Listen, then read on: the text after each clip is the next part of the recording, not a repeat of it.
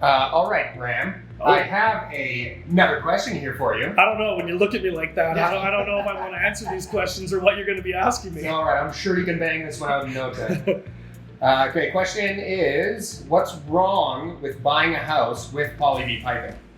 Well, there's nothing wrong with buying a house with poly B. Actually, I recommend it. A lot of homes with poly B are going to be in the perfect suburbia homes that you're looking for. Lots of nice 2 stories and bungalows, close to shopping, schools, parks, recreation, great houses.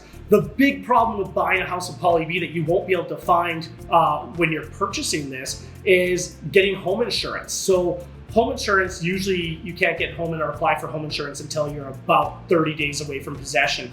I'd say about 90% of home insurance companies in Canada right now will not insure a new buyer for a house with polybutylene piping.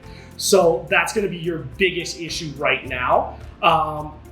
But the risk of failure, like it's not an if, it's a when. We've been seeing catastrophic failures so often lately when it comes to piping bursts. But the big issue I'd say is trying to get home insurance right now. And after you get the home insurance, you got to get this pipe replaced. And it's a big hit. So you're looking at that $15,000 to $20,000 range for a full remediation. So that is your big issue with buying a house with poly B. Thanks everybody for watching. Hope you enjoyed the videos. If you did, please like and subscribe down below. And if you have any more questions, hit me up in the comment section and we'll make more videos. Thanks guys.